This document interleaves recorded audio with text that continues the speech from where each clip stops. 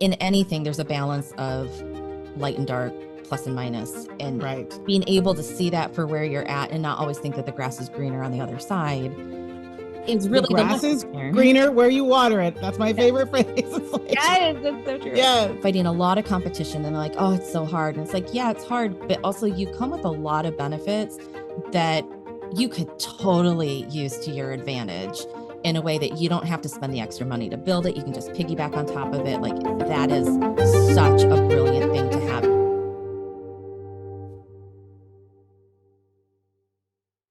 Hello, and welcome back to the Oracle on Purpose podcast. I'm your host, Leah Dunlap, and today I'm here with Mary Williams. I'm really excited to have her with us today, guys.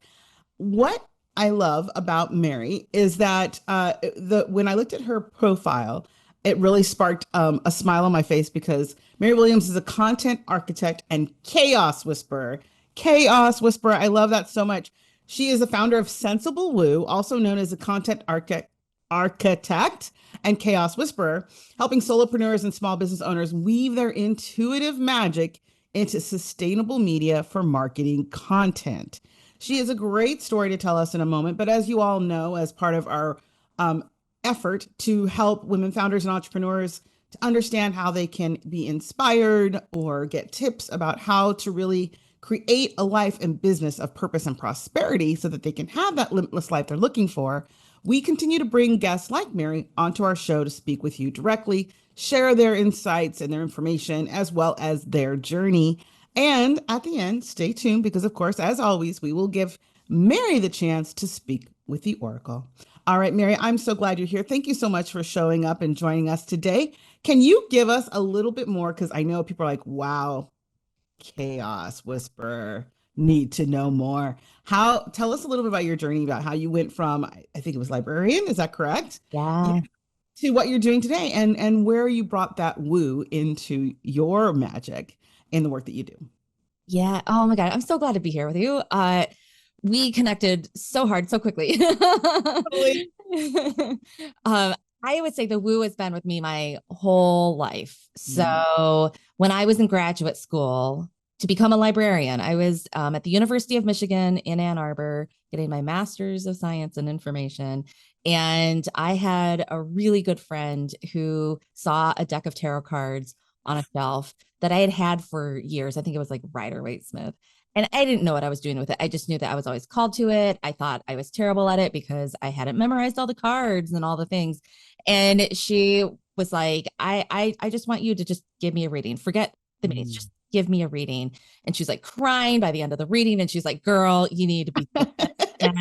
And then word kind of got out on the street that I was doing tarot readings. So there would be other grad students who would get readings. And because, you're so stressed out when you're in graduate school. So we would get together, especially on Friday evenings. She would bring the beer, I would cook the dinner, and we would sit on the floor and we would swap decks and we would just shuffle and let the cards fall out and read for each other.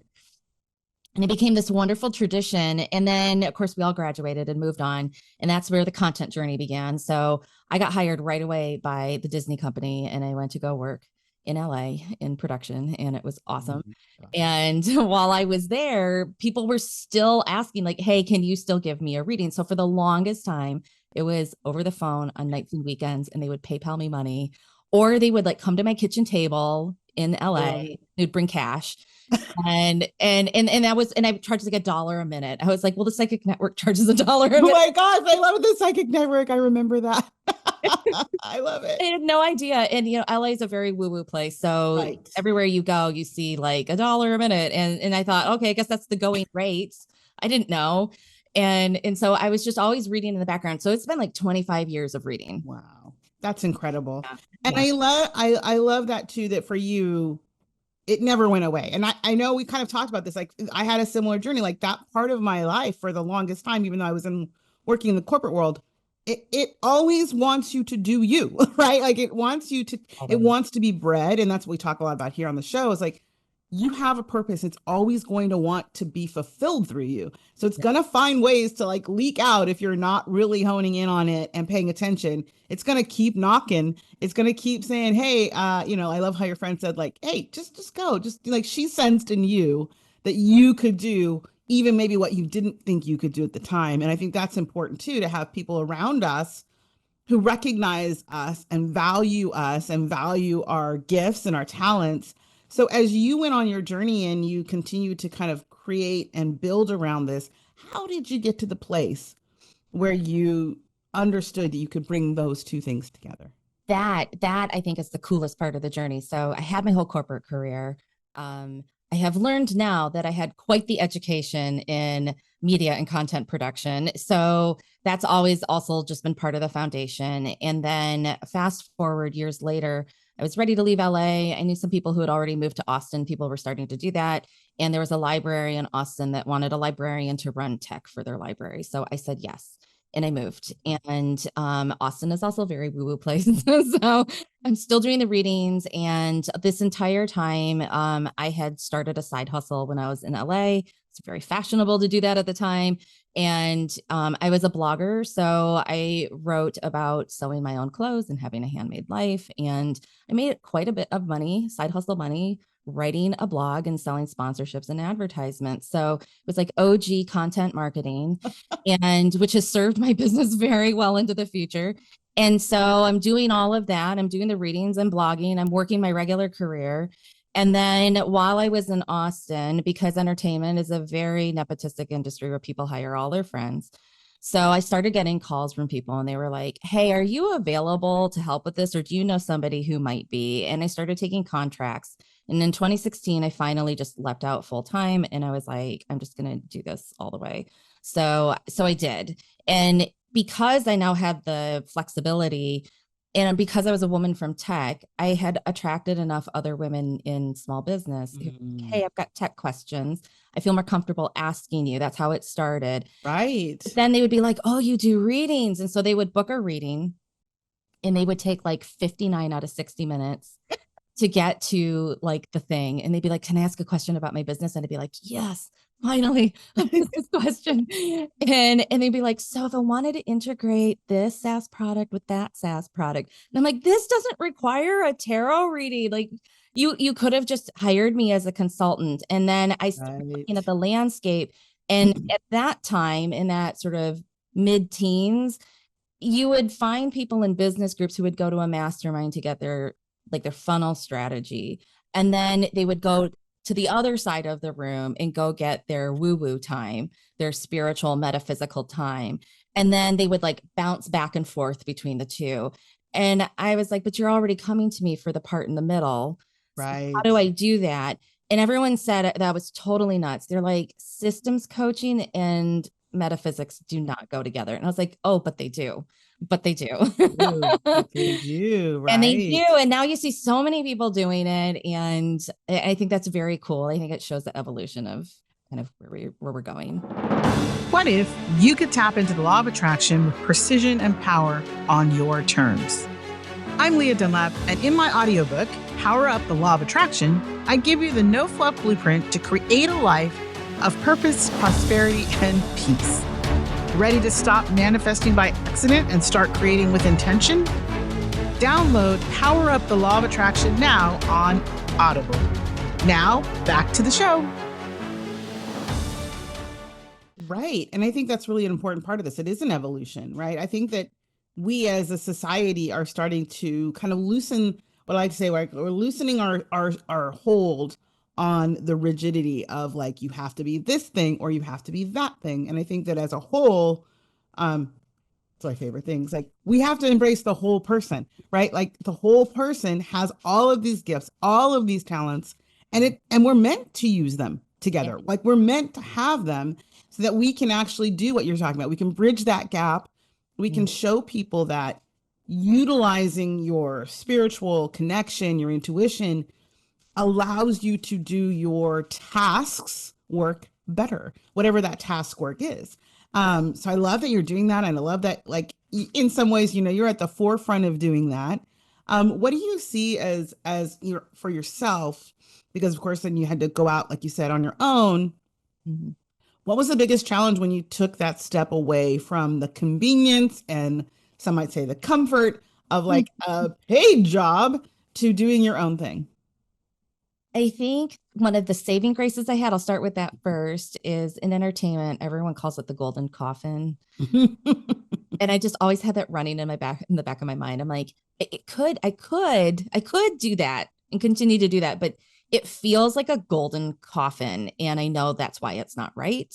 Yeah. And I think sometimes our intuitive guidance comes to us through things in that way, metaphorically. So yeah, I think the hardest part for me at least has been seeing gaps in the market. There's that whole red ocean, blue ocean, theory in business. And for me, I tell people who are like dreaming of a blue ocean, I'm like, it's great, but also it comes with a whole host of other problems. I would take a red ocean business any ding dang day, because at least the marketing is set, your audience has been Mhm. educated. You don't have to swim upstream and try to explain to people and show them what they have not either had time or the grace or space to see and accept.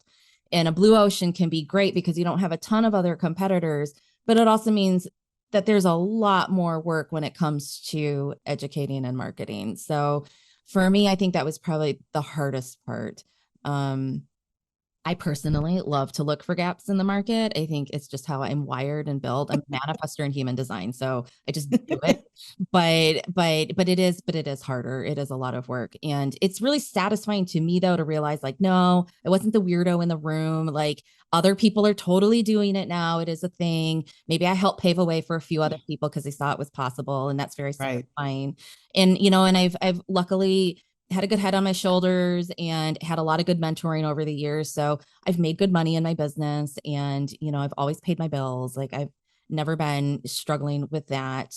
Um, so I've always had good opportunities, but yeah, paving a whole new way, I think is not for the faint of heart. So I feel like somebody out there needs to hear this where they're just Right. I was just going to say, I think there are people whose ears are perking up right now because I just love what you said. So for those people who don't know, red ocean, blue ocean, say a little bit more about that. Like define that a little bit more for the person who's going, what does that mean? Because they may be in a blue ocean and not realize that's why they're yes. struggling, right? Oh, I'm so terrible. So I'm one of my worst faults. I cannot remember people's names, and I don't remember the names of the authors, but I do remember they are co-authors. And there's a book called Red Ocean, Blue Ocean, so you can Got check it. it out from your local library. Okay, and Says the ex-librarian. Yes, I love that. Nice plug for the library. Yes. and so in the concept of this, real basic, it's the idea that there are sharks in the water. Mm. And in a red ocean, there's a feeding frenzy, so therefore there's blood in the water. And in a blue ocean, you have the whole ocean to yourself, and so it's not a feeding frenzy. And the theory behind the book that I feel kind of got a little twisted by our entrepreneurial community. I don't necessarily feel that the authors were really saying this, but the thing that kind of went out into the entrepreneurial community was that it's better, in quotes, better to be in a blue ocean because you have less competition, you're more visible, you can be seen more easily. Like the idea that there might be less stress because there's less blood in the water. Yeah, but yes and no. And again, like I would encourage people to really think about, what does stress mean to you? Right. Because I think you're right. I think there might be some people out there who honestly are in blue oceans and they don't realize it, and they're like, why is this so hard? And it's like, well, it's hard because it's hard. Yeah. And then you have people in a red ocean where, they're fighting a lot of competition and they're like, oh, it's so hard. And it's like, yeah, it's hard, but also you come with a lot of benefits that you could totally use to your advantage in a way that you don't have to spend the extra money to build it. You can just piggyback on top of it. Like that is such a brilliant thing to have. So I really feel like in anything, there's a balance of light and dark, plus and minus, and Right. being able to see that for where you're at and not always think that the grass is greener on the other side is The really the grass lesson is here. greener where you water it. That's my favorite phrase. It's like, Yes, that's so true. yes, yes. And I think that's a great piece too for people to think about. Like, as women entrepreneurs, I was just saying this the other day, like we stepped into, in the 60s, 70s when women really started to come into business, we stepped into it with our intuitive gifts, with our feminine nature. And Yeah. we a lot of times adopted this masculine story. And so like I just the idea of when you said like the sharks in the water, like so part of this may be that we are kind of having reaction to like being involved in that anymore. And so yes, we end up swimming in the blue water, but then bingo, like you said, great, but then you're swimming in the open water too. Like you're not swimming with the flow of that energy of what the business world is typically doing. That, Yeah. as you said, could be a good thing or could be a really bad thing. And I think it is about understanding that and choosing it, right? Like if you choose it and you choose the blue water, it's important to know. I think what you're saying is that it's important to know then you have a different kind of load to bear.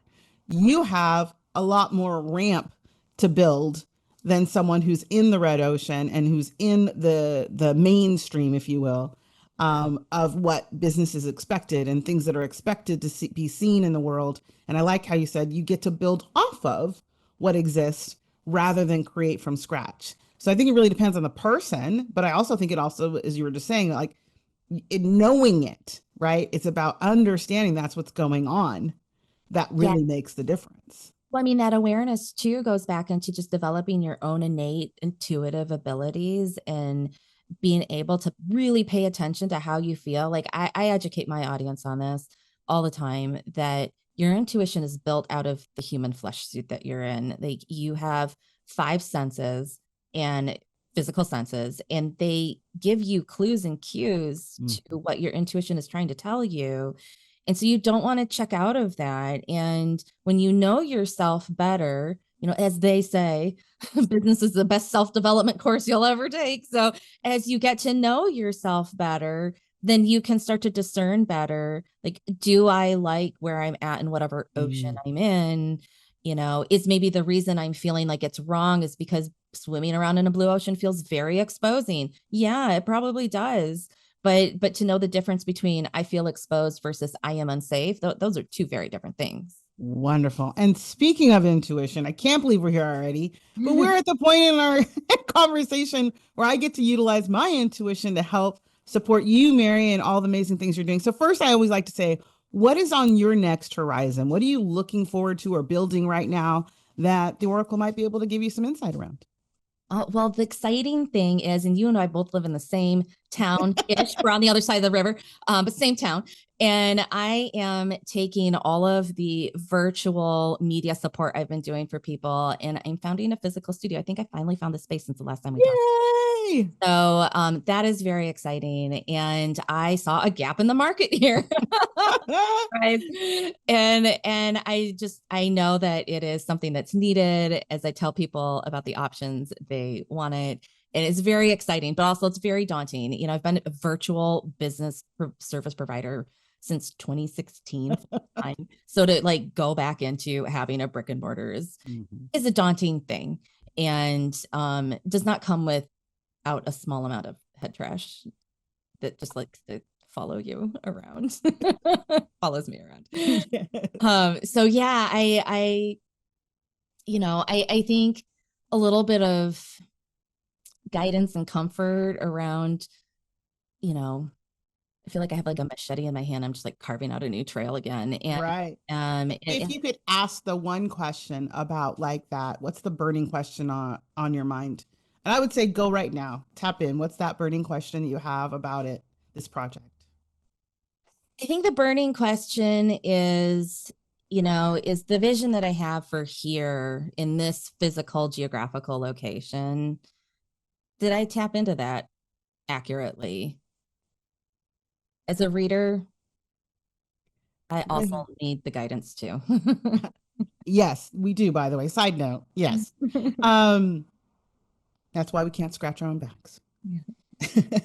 So I had a question back for you. So I want to clarify because I'm seeing something interesting.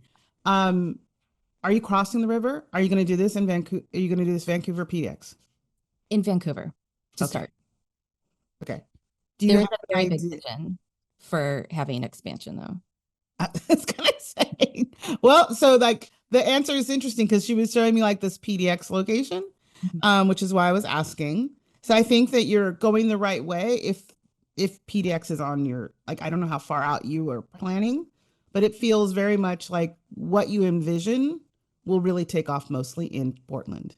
So you may build your, kind of use it as a testing ground, like a beta almost is what I'm seeing like in Vancouver to see like to get all the bumps and the, the stuff settled in. But if you really want to take it further, it's got to come over. It's got to come over the river to really make. I've had a thought already because I visited this very cool event space last week during Portland Startup Week. And one of the co-owners and I were chatting and he was like, you could host like live podcast recordings here. And I have always wanted to own a conference and there is no good media conference up here. And you're right. That landed firmly in I would like to plan that space. Yes. That is very much in Portland. And we haven't had any, really big podcasts or YouTube or media meetups or summits. Yeah. So she's just showing me like in Portland, there's a lot more energy and buzz. And like, it feels like the Vancouver piece, like literally I'm seeing them side by side in front of me, like the Vancouver, very, very sweet and small. And like, but I would imagine that's because, you kind of get the breast burnt off a little bit, but the real, and I'm getting the full body flesh for this, the real takeoff will be Portland. That's going to be where you'll see massive explosive growth in the project, right? So it's a yes and, right? Yes. Always find yourself, get yourself grounded and prepare to quickly pivot.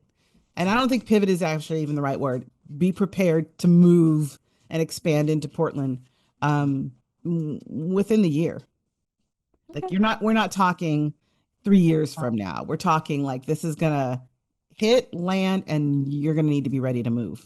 So keep that in your mind. How does that land for you hearing that? Does that that feels very in alignment with a little very private, quiet nudge. I can't believe I'm doing this on like a public microphone when I have told nobody about I love it. This is exactly why we have the show. Yes, you're saying.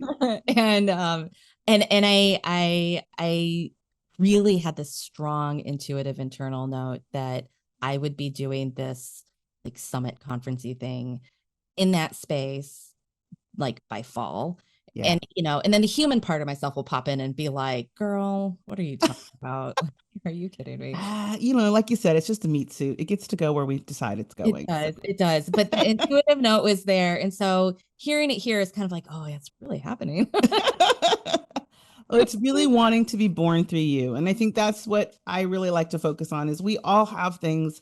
We have talents, we have gifts, we have nudges, like you said, and they're there so that they can be birthed through us. I don't like to say, life happens through us, not to us. And if we are following our intuitive nudges, we get to be a part of that process co-creatively. So thank you so much for your openness to share your experience there and with the feedback of what that felt like for you and for being here and sharing a little bit of your journey. I know we could probably talk like literally forever because I know I just like, oh, there's so much to talk about here. But thank you again for being here. Tell everybody how they can learn more about working with you and learning more about what you're up to, or maybe get on the waiting list for the space you're soon to open. Yeah, I send a weekly email every week. I am a really big proponent in the world of content for saying that your email marketing is a major, major piece of all of your media content. I consider it part of media. And so I like to model by example so that I'm not just telling you what to do. You see that I do it too. And I send an email every week. It goes out on Saturdays. It's called the Production Oracle. And they can sign up through at sensiblewoo.com/subscribe. It's really easy. And I also have email readings that go out. I'm switching to a private podcast in the moment. So there's like an audio snippet that goes out in the newsletter.